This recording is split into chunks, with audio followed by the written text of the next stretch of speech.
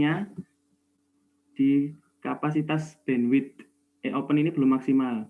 Nah, artinya adalah masih ada kapasitas maksimal jalur komunikasi untuk melakukan proses pengiriman dan penerimaan data dalam hitungan detik. Nah, kecepatan transfer ini juga masih terbatas pada 60 Mbps. Kendala ini masih terjadi meskipun sudah memiliki 2 server. Nah, 2 server tadi yang dimiliki sudah cukup untuk menyimpan database layanan kependudukan masyarakat, tetapi layanan yang masuk dalam 1 hari tidak bisa secara maksimal. Artinya jumlah layanan dalam 1 hari biasanya ada yang bisa masuk 100 layanan kependudukan maupun bisa mencapai 200 sampai 300. Nah, jumlah layanan dalam 1 hari ini dibatasi sebanyak 500 layanan kependudukan. Nah, karena adanya pembatasan 500 tadi membuat banyak komplain dari masyarakat gitu. Kemudian solusi yang bisa ditawarkan yaitu penambahan kecepatan transfer data agar bisa dinaikkan ke 120 Mbps mungkin, atau mungkin bisa lebih dari itu, lebih jauh, lebih baik lagi. Jumlah layanan juga yang masuk tidak dibatasi sehingga proses pelayanan publik bisa maksimal dan masyarakat juga puas gitu Pak. Mungkin dari saya cukup. Mungkin ada dari Hanifan, Malik ataupun Excel bisa menambahi, silakan. Ya, silakan. Satu kelompok toh Mbak Excel toh. Iya Pak. Excel ini enak neng kono ya mesti. Ya, mungkin tidak perlu terlalu detail ya Mas ya. Jadi problem identification seperti apa, kemudian setelah itu kita coba visinya mau gimana. Jadi ke depan itu misalnya ya, ada permasalahan tadi pelayanannya rendah dan sebagainya, jumlah pelayanan per hari itu sedikit. Nah, oleh karena itu kemudian visinya misalnya diarahkan supaya pelayanan itu menjadi pelayanan yang terbaik atau apa gitu ya istilahnya ya. Nah, baru diturunkan dalam tujuan. Dari visi tadi tujuannya bagaimana, kemudian jadi tujuannya misalnya pelayanan terbaik itu salah satunya adalah dengan menambah akses bla bla bla. Nah, baru masuk government process engineering. Jadi tidak hanya bicara bandwidth, tapi mungkin prosesnya bisa diperbaiki, Mas. Proses apa yang bisa diperbaiki gitu. Ya, itu mungkin siapa ini? Kelompoknya Firda Syakila. Ada nggak Mbak Firda ini masih ada di sana nggak? Masih Pak. Mbak Firda. Saya sekelompok sama Feby Grace Pak. Ya, gimana Mbak? Nah, silakan. Ya Mbak. Kamu share aja ceritanya gimana. Tadi Feby udah jelaskan sampai mana tadi? Problem identifikasinya gimana?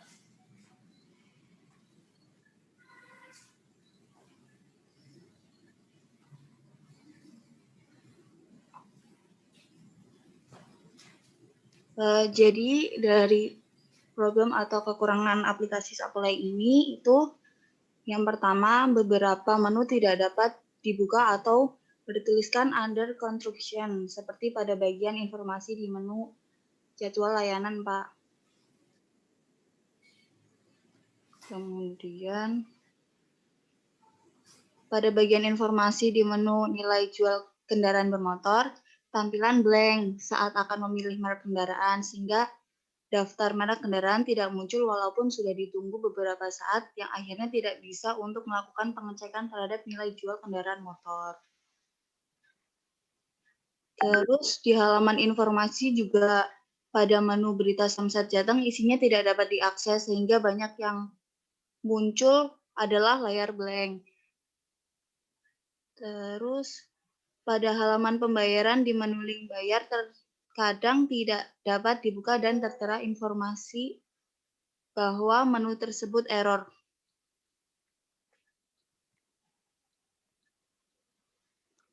Selanjutnya aplikasi Sapole belum bisa diunduh di Android. Hanya bisa diunduh di Android, belum bisa di iOS. Terus aplikasi Sapole belum berjalan optimal. Hal ini dikarenakan database NIK belum terupdate sepenuhnya sehingga tidak semua pengguna bisa mencari NIK-nya. Terakhir, efektivitas masih rendah karena menggunakan layanan aplikasi Sapole tetap harus datang ke kantor Samsat untuk melakukan proses cetak dan pengesahan SNK. Itu, Pak. Ya, Mbak. Terus visinya mau gimana? Mau diarahkan kemana perubahannya? Visinya berarti memperbaiki sistem agar penggunanya dapat menggunakan aplikasi dengan lancar, Pak. Ya, kalau visi kan yang lebih ambisius ya, yang lebih besar gitu. Apa perbaikan pelayanan atau apa gitu. Gimana, Mbak? Ya itu, Pak, perbaikan layanannya, memperbaiki sistemnya. Ya, jadi coba visinya lebih misalnya menjadikan Samsat sebagai apa gitu. Kemudian diturunkan dari tujuannya, tadi baru masuk tujuannya itu. Yang kamu tadi ceritakan, itu baru masuk tujuan. Memperbaiki proses ini supaya visi tadi tercapai. Itu kan, Mbak? Iya, Kemudian tadi sudah kamu lakukan proses studi and documentation-nya, kurang apa namanya? Kamu harus tahu dulu proses-prosesnya seperti apa normalnya. Kemudian apa yang kurang, kemudian apa yang diperbaiki. Ya, jadi ini framework yang bisa dipakai. Oke, satu kelompok lagi deh. Silakan. Siapa yang bisa? Saya, Pak. Oke, kelompok siapa? Lihat, Pak. Kelompoknya Mawar, Hasna, sama Abdul Haki, Pak. Ya, silakan, Mbak.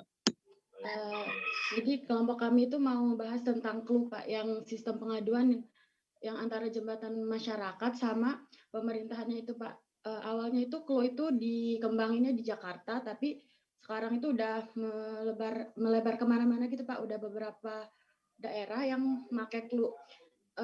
Clue ini walaupun ada kelebihannya tentunya, seperti kelebihannya itu kan bisa menjembatani aspirasi masyarakat dan keluhan masyarakat. Tapi clue ini juga kekurangannya masih banyak, Pak. Dari mulai sistemnya, terus SDM-nya juga masih kayak perlu dioptimalin lagi. Kayak kalau sistemnya itu teknisnya itu masih banyak yang kayak login itu masih sering susah-susah, Pak. Terus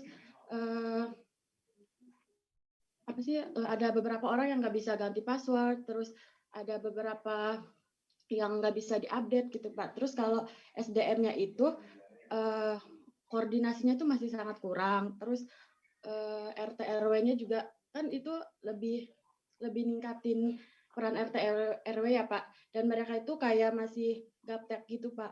Terus langkah selanjutnya itu berniat untuk memperbaiki SDM-nya tentunya sama sistemnya. Di sistemnya itu kan, Pak, tadi ada juga setiap layanan itu nggak ada filternya gitu, Pak. Jadi layanan aduan-aduan yang sembarangan, yang kayak spell itu masuk aja, dan itu membuat penumpukan laporan sehingga yang laporan-laporan yang cukup urgent itu kayak ketumpuk gitu, Pak. Jadi kita tuh berniat untuk mengadakan filter di aplikasi itu. Jadi ada filter yang membuat hanya layanan-layanan hanya aduan-aduan tertentu aja gitu, Pak, yang masuk. Nggak sembarangan aduan yang sepele itu nggak masuk gitu. Jadi yang urgent bisa ke-up gitu, Pak, nggak ketimbun gitu. Begitu, Pak. Oke, Mbak. Ya. Itu problem identifikasinya. Terus visinya mau kemana, Mbak? Memperbaiki sistem sama SDM-nya, Pak. SDM ya. Arahnya lebih ke sana ya. Kalau prosesnya apa yang diperbaiki, Mbak? Tapi sistemnya juga diperbaiki, Pak. Soalnya sistemnya masih banyak yang belum optimal gitu, Pak. Ya, oke. Jadi itu kalau tadi kan penekanannya selalu kamu bicaranya kan orangnya yang kurang ya. Nah, memang governance digital atau electronic government atau sistem apapun dalam pemerintahan itu memang tidak hanya bisa mengandalkan pada teknologi informasinya, tapi juga ada pendekatan sosialnya. Makanya disebut socio-technical approach ya. Socio-technical approach. Nanti kita bahas itu. Ya. Pak, tapi ini juga sistemnya juga masih sangat kurang kok Pak. Jadi ada beberapa handphone yang nggak bisa ini Pak, nggak bisa nge-install gitu, nggak support ke semua device gitu Pak. Ya, jadi solusi-solusi itu juga coba kamu kenali ya.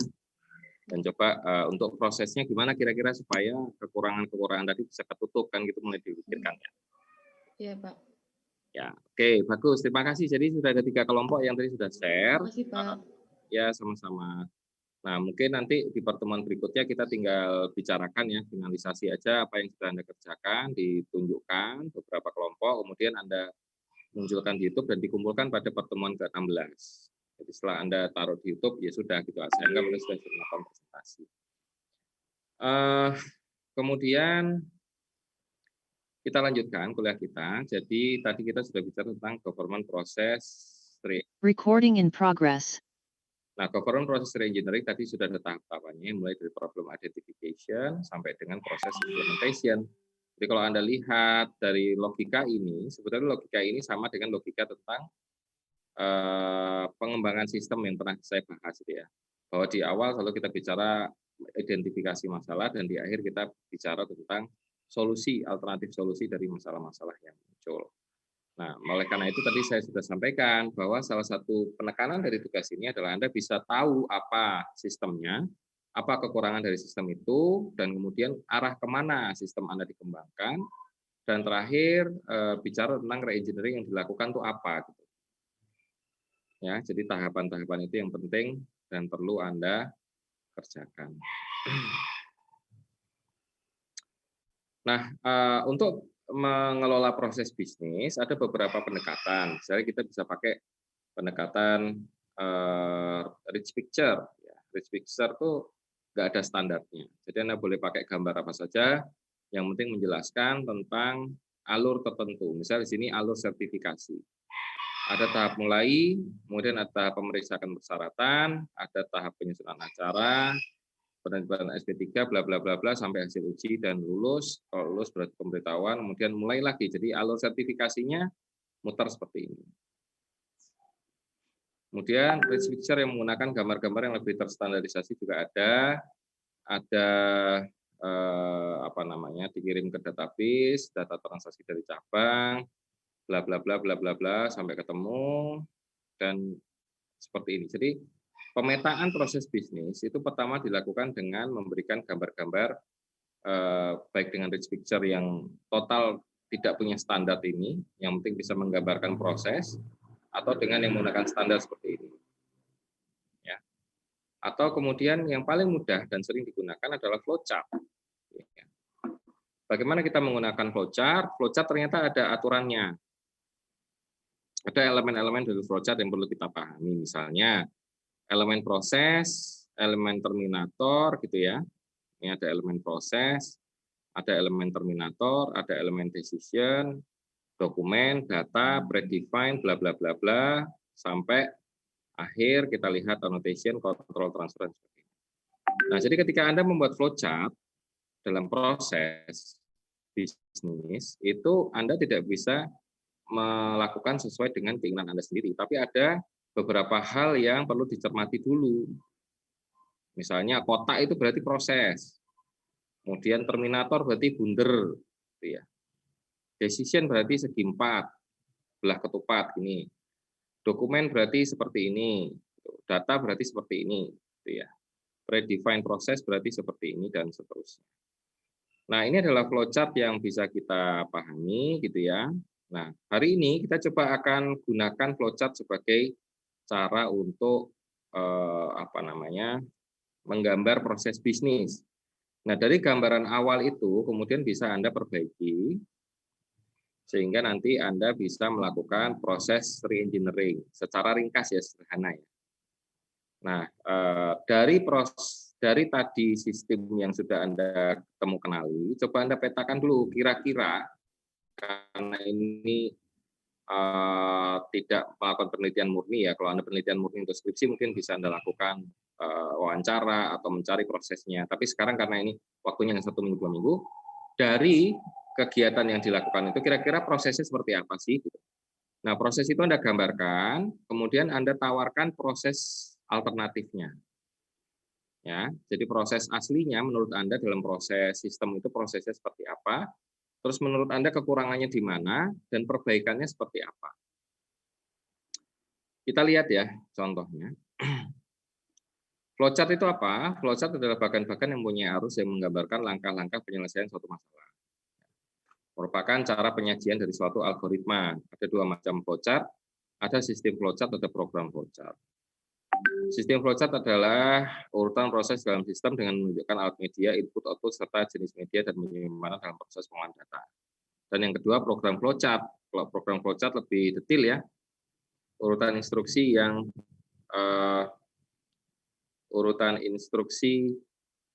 yang digambarkan dengan simbol tertentu untuk memecahkan masalah dalam suatu program. Nah,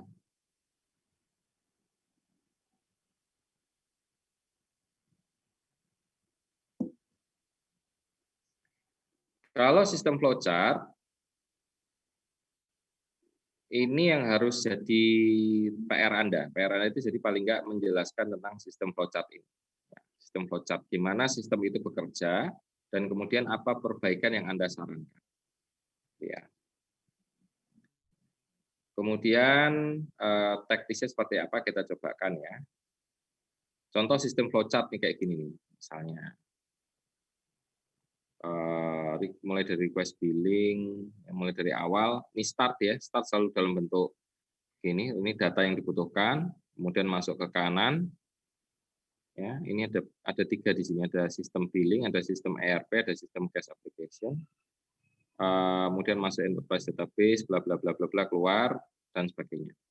Ini proses dari awal kita ikuti nih, ini proses pertama nih, setiap pagi ya. Masuk request billing, kemudian masuk display, ini proses terotomasi, kemudian ke bawah segitiga itu apa ya, segi 4 ya. Segitiga di atas apa sih? Segitiga ini ya, off page reference shape, jadi ini bisa pindah ke bawah, bisa pindah ke bawah atau bisa pindah ke sini ya, bisa pindah ke sini.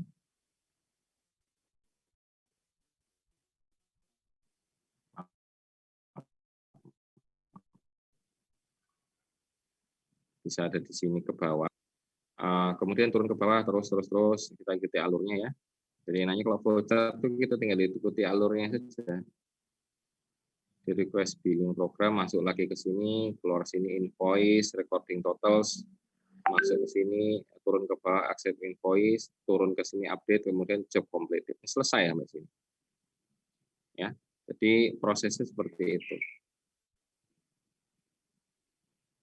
Ada cara lain kalau ada email, totalnya ada, dapat email, ini dari sisi. Jadi ini sistem flowchart dengan sistem flowchart. Kelihatan gimana alurnya mulai dari awal sampai akhir. Mulai dari awal di sini, setiap pagi ngapain, kemudian sampai terakhir itu job completed ya. Job completed ada di bawah sini. Ya. Nah, ini sistem yang lain nih. Sistem yang lain namanya cash application. Yang pertama sistem billing dari seperti itu. Yang kedua cash application adalah sistem yang baru. Di awal dari logbox. Ini masuk logbox ya. Masuk ke email, masuk ke save remittance file, masuk ke sini, terus sampai dia berakhir di mana ini. Kita ikuti aja. Tek, turun ke bawah. Turun ke kanan, ke kiri, terus ke sini, ke bawah lagi, kanan update GL, terus masuk ke database. Ya. Jadi bisa juga kemudian invoice-nya keluar ke sini, masuk ke sini, N-nya di sini. Ya. N-nya itu di sini sudah di customer. Jadi ini adalah salah satu contoh sistem flowchart. Ini termasuk yang rumit. Kemudian kita lihat lagi kalau berikutnya. Ini contoh program flowchart, start, print judul, read data, akhir file, end, kode print, nama alamat. Ini contoh untuk ngeprint ya, ngeprint ngeprint salah satu, misalnya ngeprint judul skripsi gitu. Print judul, read data, dibaca dulu, akhir file, di akhir dari file ya, kalau iya berarti selesai, kalau tidak berarti print ya. Nah, kalau kita ingin print ya berarti print nama alamat kok perempuan, nama alamat judul. Nah, ini contoh lain, simbol-simbol tadi sudah lebih jelas. Kemudian di sini kita lihat pembuatan flowchart, itu tidak ada kaidah yang baku dalam flowchart ya, tergantung dari kreativitas kita, gimana kita memetakan proses dan perbaikan proses apa yang dilakukan. Kemudian flowchart itu merupakan gambaran hasil dari analisis suatu masalah. Kemudian flowchart dapat bervariasi antara satu pemrogram dengan pemrogram lainnya, jadi bisa beda ya, tapi punya standar yang sama untuk proses itu bentuknya seperti apa, predefine bentuknya seperti apa, proses panah itu bentuknya seperti apa. Nah, secara garis besar, flowchart itu selalu punya 3 bagian utama, mulai dari input, proses, dan output. Jadi Anda pastikan kalau Anda melakukan penggambaran proses, itu selalu ada input, proses, dan output. Nah, jadi gambarkan dulu kondisi existing-nya input, proses, output menurut Anda, dan diperbaiki input, proses, output-nya itu apa yang diperbaiki. Kita contohkan lagi yang lebih mudah di bawah. Contohnya nanti ya. Hindari pengulangan proses yang tidak perlu dan logika yang berbelit sehingga jalannya proses menjadi singkat. Nah, ini yang perlu Anda cermati juga kalau membuat flowchart. Jalannya proses digambarkan dari atas ke bawah dan diberikan tanda panah untuk memperjelas. Jadi bisa dari atas ke bawah atau kiri ke kanan ya, bisa ya. Sebuah flowchart selalu diawali dengan start dan diakhiri dengan end. Jadi selalu diawali dengan start bundar gini dan diakhiri dengan end bundar juga. Bisa tulisannya start dan end, atau bisa proses tertentu yang menurut Anda merupakan bagian awal dan akhir. Tapi yang jelas harus bentuknya bundar atau lonjong bundar. Kemudian terakhir juga ada beberapa contoh yang mungkin bisa Anda lihat. Contoh ya, di sini kita ingin membeli burger, maka flowchart-nya seperti ini. Kita langkah pertama startnya bundar, lonjong atau bundar. Approach counter, kita dekati counter dulu. Kemudian kita pesan burger prosesnya. Kemudian pertanyaan, kamu mau french fries nggak? Ya. Pesan fries, kalau enggak turun ke bawah. Kamu mau minum? Enggak, turun lagi langsung bayar. Kamu pengen fries, ya udah pesan fries. Kemudian kamu pengen ini ya, ini decision point tuh segi 4 ini. Belah ketupat. Kemudian Anda pengen minum? Ya. Pesan minum. Maka langsung terakhir adalah bayar di kasir. Nah, ini adalah contoh flowchart ya.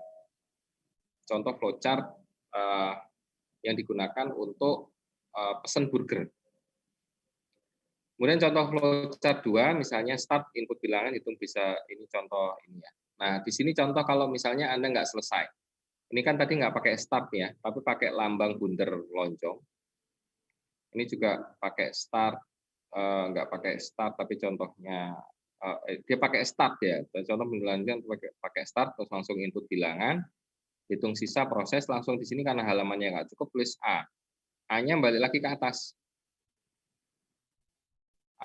A, terus apakah sisa 0? Ya. Turun ke bawah? Tidak, turun ke kanan. Jadi segi 4 ini menunjukkan dia decision point. Decision, apakah dia yes atau no. Ya. Oke. Ya, jadi itu tentang flowchart. Kira-kira apakah ada pertanyaan tentang mekanisme pembuatan flowchart? Nah, dalam aplikasi yang Anda kembangkan, itu paling enggak tugas yang Anda lakukan adalah pertama Anda harus bisa identifikasi permasalahannya. Yang kedua Anda bisa menjelaskan ke depannya itu sistem mau gimana, visi dari sistem. Yang ketiga kembali ke ini ya, kembali ke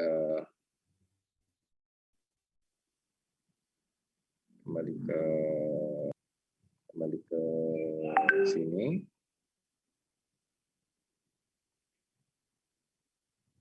Jadi Anda mendefinisikan masalahnya, kemudian Anda coba prosesnya dipelajari atau prosesnya disusun, proses pertama disusun, ya menurut Anda proses sekarang itu seperti apa, existing-nya seperti apa. Kemudian dianalisis proses yang existing itu menurut Anda kekurangannya apa. Kemudian baru dibuat re-engineering.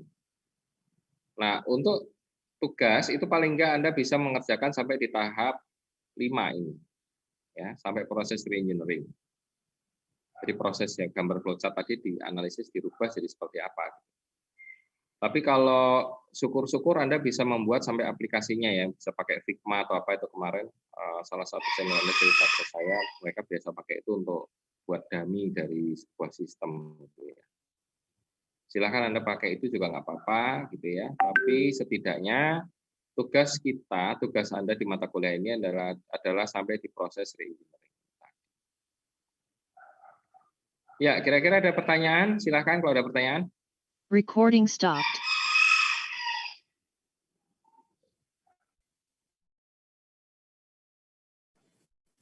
Ya, pertanyaan tentang flowchart, silakan.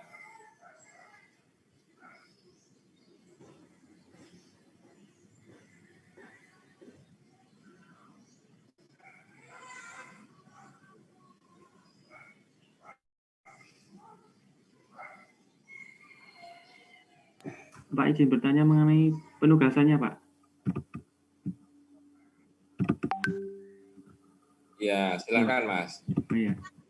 Jadi penugasan selanjutnya nanti bagaimana, Pak? Setelah identifikasi aplikasinya, kemudian problem-problem masalah yang ada, kemudian diberikan solusinya. Tadi katanya kalau nggak salah diupload ke YouTube, Pak? Atau bagaimana, Pak, tadi, Pak? Dibuat apa? Di-upload ke YouTube. Atau bagaimana tadi, Pak? Iya, betul. Jadi yang pertama kan proses identifikasi udah, jadi ini dokumennya. Oh, kedua definisi visinya seperti apa. Ketiga, Anda buat proses bisnis. Dari yang existing kondisi sekarang menurut Anda, proses bisnisnya itu gimana gitu. Setelah itu diajukan proses analisis. Menurut Anda apa yang kurang, apa yang perlu diperbaiki. Ya, nah dari situ digambarkan lagi prosesnya tadi digambarkan ulang. Proses bisnis digambar ulang, terus terakhir kalau memang dimungkinkan ya Anda buat dummy-nya, sistemnya. Nah setelah itu jadi semua, Anda presentasinya direkam, kan kita udah nggak punya waktu lagi nih, jadi supaya Anda juga kita nggak membuang waktu untuk presentasi, Anda tinggal upload aja ke YouTube, nanti tinggal saya nilai dari situ. Gitu ya Mas maksud saya. Oh iya, baik Pak. Terima kasih Pak. Ya, sama-sama. Oke, sekarang kalau memang sudah nggak ada pertanyaan dan cukup jelas, kita coba praktikum ya untuk penggunaan software untuk menggambarkan proses bisnis. Anda pergi ke ke website yang namanya draw.io, silakan. Ada di chat box ya. Anda pergi ke Google terus cari draw.io, kemudian Anda klik.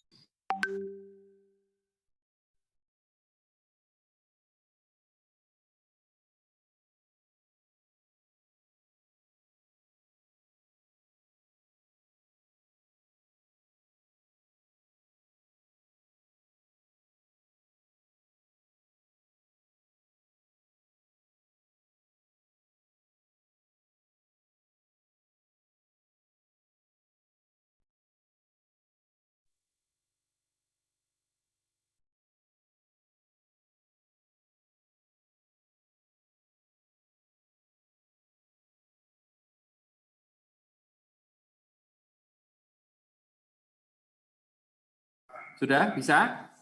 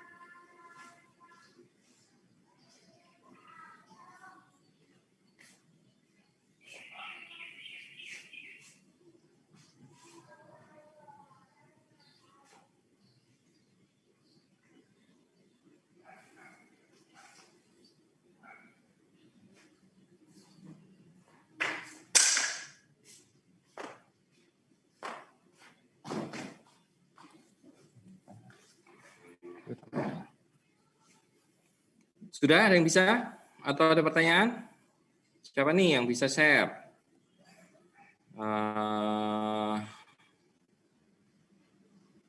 Gusti Agung Tristaya Ayuning Tias, Mbak Gusti. Mbak ya ini ya, Mbak Ayuning Ya Tias. Pak, saya Pak.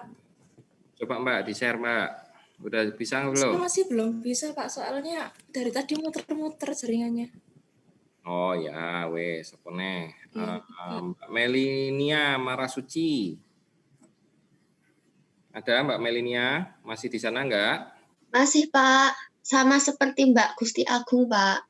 Oh, sing liyane sapa sing iso?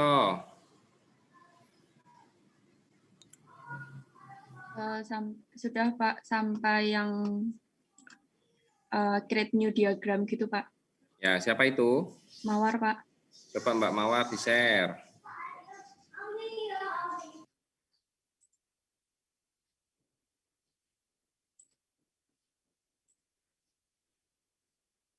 Share screen ya Pak? Atau gimana Pak?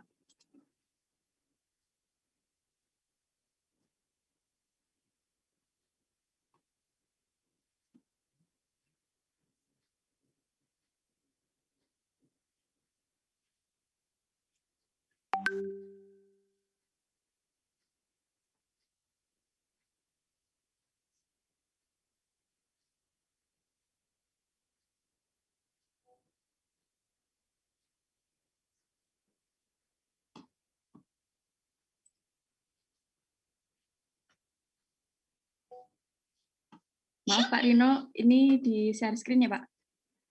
Atau gimana ya Pak? Iya, di share screen. Tadi di mute saya ngomong. Sorry, di share screen. Oh, iya Pak.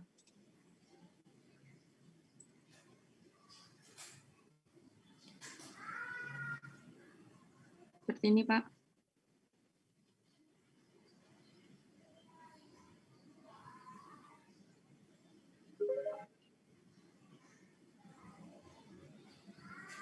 Ya, jadi seperti itu ya. Itu kurang lebih tentang draw.io. Yang lain udah sampai ke sini belum?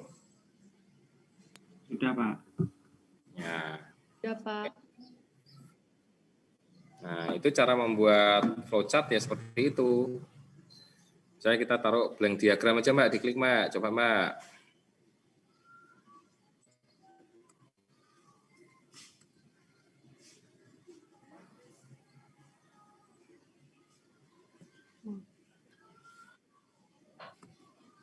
Sudah Pak. Ya, terus kamu masukkan aja ini, misalnya buat yang kayak tadi Mbak, yang apa, pesan burger tadi. Silakan yang lain juga dilakukan ya.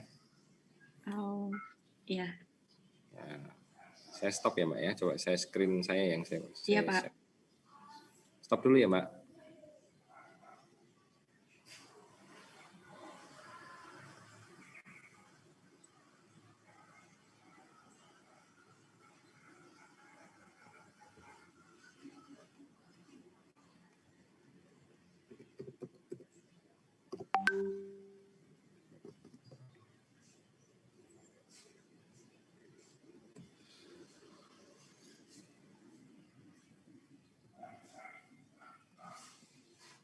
Ya, jadi kayak gini ya.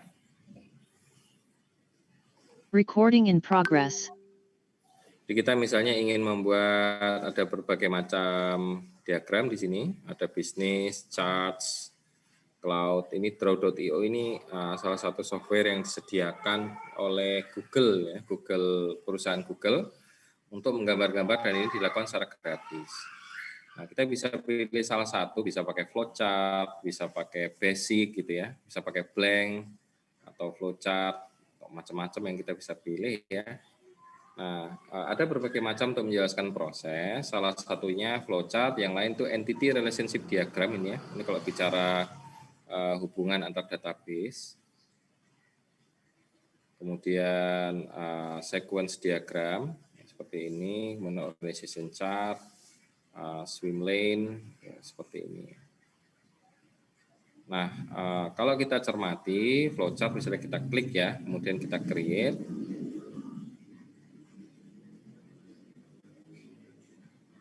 Anda harus link dulu ke Google ya untuk bisa masuk ya. Nah, sudah mulai muncul di sini. Ini Ini misalnya seperti yang saya bilang, kalau dalam flowchart itu Anda harus kembali ke standarnya ya. Start itu harus pakai yang bentuknya begini, kemudian bentuknya ini ya, rounded rectangle atau bunter. Ellipse, kita menggunakan itu. Lampunya nggak bekerja, kemudian apakah lampu sudah terpasang baik? Kalau iya, terus. Kalau tidak, ke kanan. Kalau iya, terus. Kalau tidak, ke kanan. Repair lamp terus ke bawah. Nah, ini salah satu flowchart sederhana yang tidak terlalu bagus ya, karena dia tidak mengikuti standar juga. Biasanya di awal itu biasanya dimulai dari ini, misalnya kita beri kata-kata di awal, start, ya. Anda pilih salah satu gini ya, misalnya kita buat start ya, diikuti aja ya. Kemudian di awal kita beri edit, kita klik double klik langsung keluar, start. Kita tinggal tarik garis panahnya ke bawah sampai keluar hijau, kemudian turun ke bawah, nah kelihatan itu start. Kemudian plug in lamp, kemudian yes, replace bulb. Mestinya di sini ada N masing-masing. Jadi di sini mestinya ada N, di bagian bawah sini kita tambah N supaya jelas.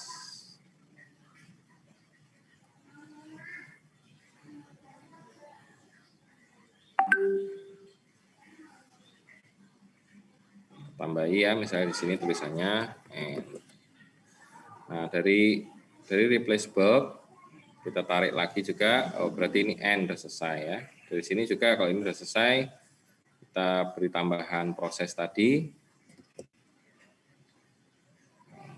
Berarti kita tambahi proses ini misalnya.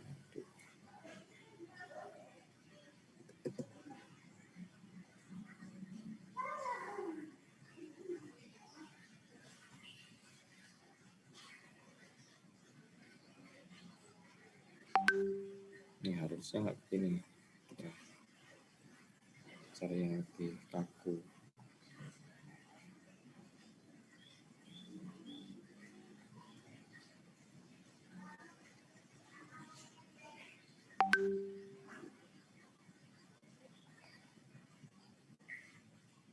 Ya, jadi Anda bisa total gini.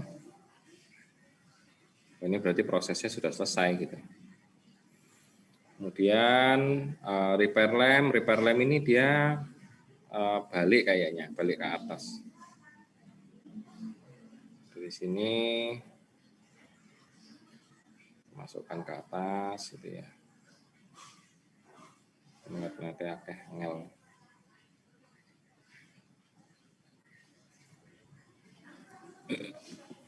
Susah. Kayak yang ini aja kita. Kayak yang lurus.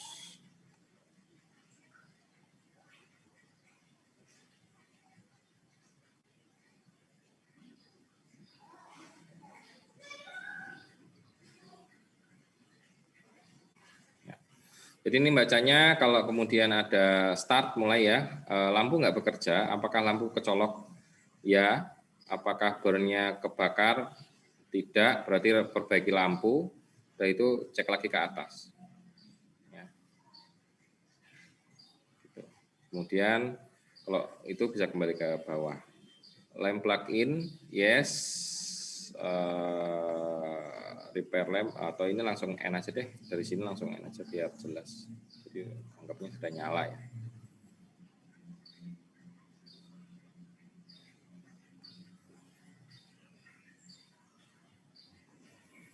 Ya, jadi ini contoh bagaimana membuat flowchart ya, harus diikuti dengan standar-standar yang tadi sudah saya sampaikan gitu ya. Standar-standar yang ada di sini itu diikutilah standar-standar itu tentang bagaimana menyusun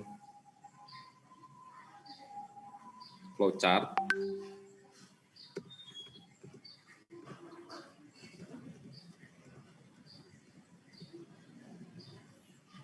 Ya, misalnya di sini hal yang perlu dicermati pertama misalnya bentuknya proses, ada terminator, ada decision, ada ini gitu ya. Terus diikuti sehingga kita bisa menyusun flowchart yang baik gitu, seperti yang kita tampilkan, seperti yang saya tampilkan di sini, yang tadi sudah saya tampilkan di sini tadi.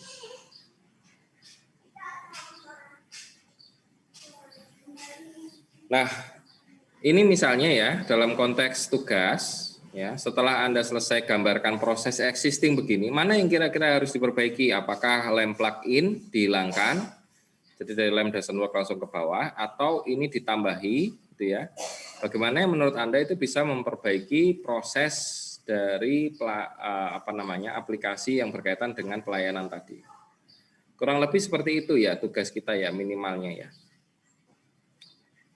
Baik, saya minta salah satu dari Anda untuk coba share gambar yang sudah disusun dari praktikum tadi. Silakan, siapa yang bisa? Mas Lutfi atau siapa ini?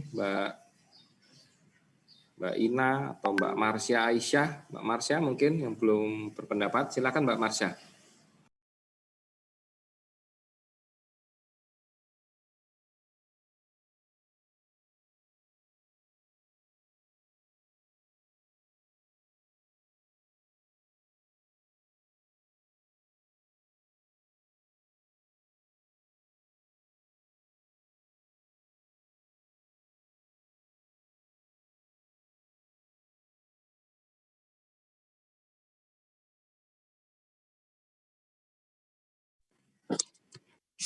Oh, maaf Pak, tadi saya ininya sinyalnya kurang bagus Pak, kalau untuk share nggak bisa kayaknya.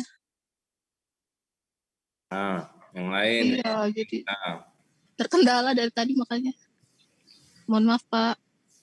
Ya, yang bisa siapa?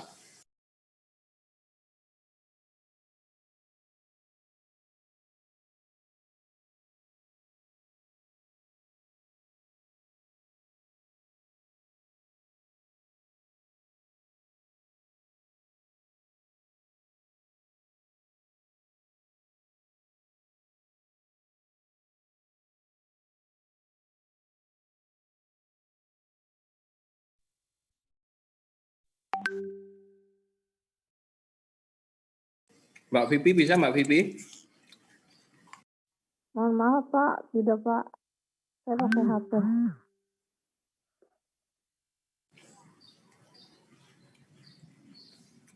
Siapa yang mau membantu teman-temannya?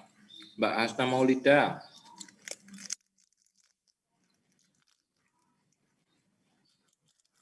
Mohon maaf Pak, saya juga pakai HP Pak. Hanifan, Evan. Sama Pak, ini saya pakai HP juga Pak. Terus piye kali? Siapa yang pakai laptop? Yuk silakan.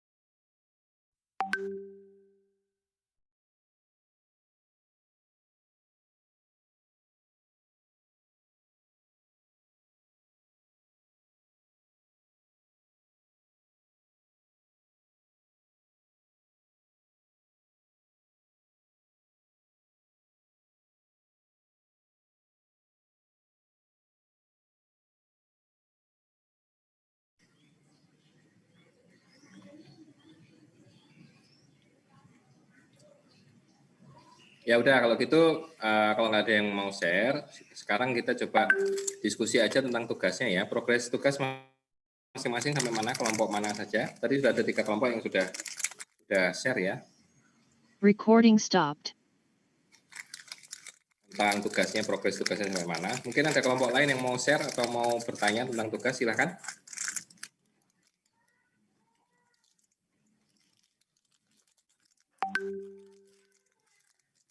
Silakan Mbak, Mas.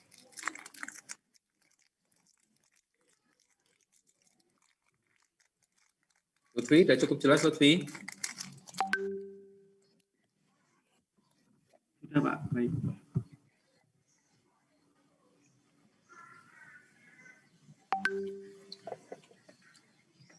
Mbak Ina, tentang tugas ada yang mau ditanya?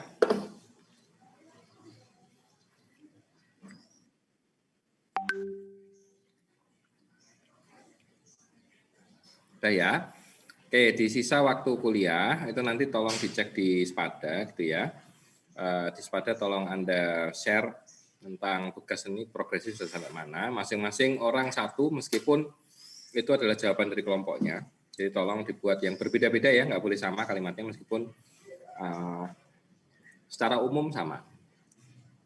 Nah, saya ingin tahu apa yang sudah Anda peroleh dari apa namanya tugas Anda dan kira-kira ke depan kekurangannya apa, dan yang ingin saya lihat dari tugas yang Anda kumpulkan adalah adanya gambar proses bisnis seperti tadi itu. Jadi ada gambar start-nya apa, end-nya apa, kemudian dari start dan end itu nanti dia apa yang Anda perbaiki, menurut Anda kekurangannya apa, terus apa yang diperbaiki. Oke, ada pertanyaan lagi tentang tugasnya atau tentang kuliah hari ini?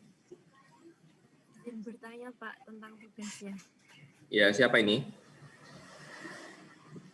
Saya Afi Pak. Mau bertanya itu nanti deadline-nya kapan ya Pak? Terus ada durasi maksimal nggak ya Pak? Deadline-nya berarti pertemuan ke-6 minggu ujian, minggu UTS, hari terakhir. Jadi hari Sabtu minggu depan ya. Jadi tanggal 19 ya Pak? 19 ya. Durasinya ada waktu nggak? 19 atau 20? Bentar Pak. Tanggal 19 kalau hari Sabtu. Iya memang. Cuma saya nawar aja. Anda mau Sabtu atau Minggu? Minggu Pak. Gini deh, biar semua tugas mata kuliah lain udah selesai, gitu tanggal 21 ya. Hari Senin ya. Jadi hari Senin jam kerja, hari Senin jam 4 sore itu terakhir ngumpulkan. Gitu ya. Jadi tugas itu harus terkumpul dalam dua bentuk. Satu bentuk Word-nya, doc-nya. Satu orang ngumpulkan satu meskipun dari kelompok yang sama. Kemudian YouTube-nya, link YouTube-nya. Itu ya, Mbak. Ya, terima kasih Pak. Ada yang lain?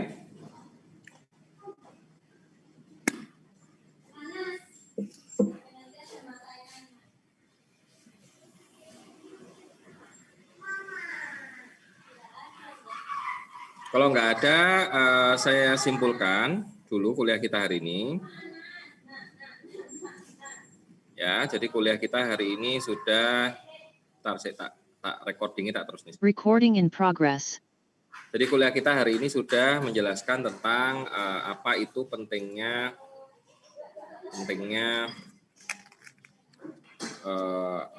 proses re-engineering dalam bisnis. Jadi kita sudah lihat bahwa beberapa bisnis itu mengalami kesulitan atau terhambat dalam perkembangannya atau gagal bersaing dengan yang lain karena mereka gagal mengubah proses bisnis yang ada di dalamnya. Nah, selain itu, perubahan proses bisnis ini ternyata juga bisa dilakukan di pemerintahan ya, dengan istilah government process reengineering yang pada intinya mengubah seluruh proses dalam pemerintahan mulai dari struktur, cara kerja dan sebagainya sehingga kualitas pelayanan bisa menjadi lebih baik. Nah, tadi Anda sudah coba bagaimana cara melakukan penggambaran proses untuk bisa melakukan perubahan proses bisnis, maka yang perlu kita lakukan adalah kita mengenali dulu proses bisnis yang sekarang, existing ya. Jadi proses bisnis yang existing itu harus digambarkan dulu. Lalu dari penggambaran tadi perlu dianalisis apa yang perlu diperbaiki dan apa yang perlu diperbaiki tadi kemudian digambar ulang. Nah, itu akan menjadi tugas Anda, dan hari ini sudah kita lakukan praktikumnya dengan menggunakan salah satu software online cloud ya, jadi online application yang ada, dinamakan draw.io. Di situ dijelaskan bagaimana cara menggambarkan flowchart. Nah, di pertemuan berikutnya saya harap sudah ada progres dari tugas Anda sudah bisa mengenali kira-kira Anda mau visi ke depannya itu seperti apa. Kemudian dari visi itu Anda memperbaiki apa saja, dan dari perbaikan-perbaikan tadi, penggambaran proses yang sekarang, perbaikannya itu seperti apa. Itu yang saya sampaikan hari ini, sampai ketemu dalam pertemuan berikutnya, berarti hari Jumat besok ya. Jangan lupa untuk presensi perkuliahan. Sampai ketemu, Assalamualaikum warahmatullahi wabarakatuh. Selamat pagi. Recording stopped. Selamat pagi, Pak.